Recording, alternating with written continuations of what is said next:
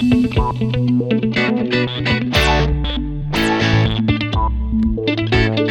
kasi ako nung bata pa ako eh.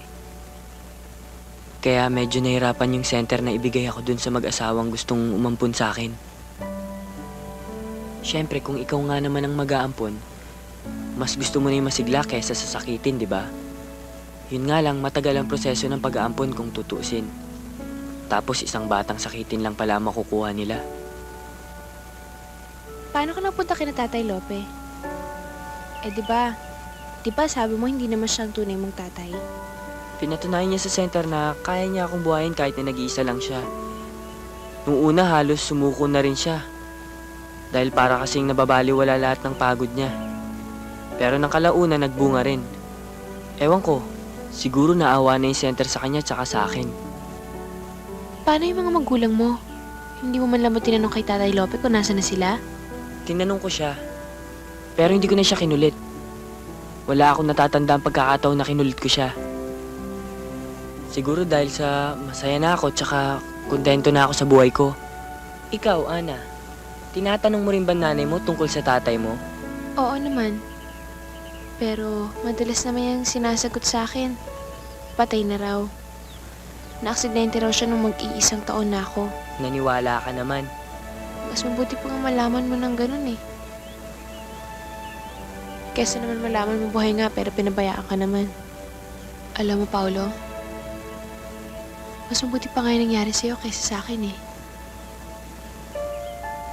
Dahil ako, kilala ko nga kung sino mga magulang ko. Pero pinabayaan naman ako. Ana, walang pinagkaiba yun. Kaya hindi ko nakilala, kaya pinabayaan ka ng mga magulang mo. Pareho pa rin hindi maganda yun. Pareho pa rin nakakalungkot yun.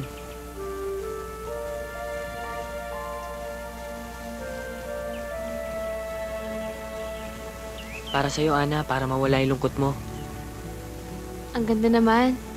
Saan mo nabili to? Gawa ko yan. Talaga? Ang galing mo naman. Ana, pasensya ka na nga pala. Wala kasi akong pambili ng meamoy eh. Okay lang. Mas maganda nga to, hindi nalalante. Kung alam mo lang, Ana. Ang alin? Wala. Sabi ko, kung alam mo lang na pinagpuyatan ko yan, siguro mas lalo kang matutuwa.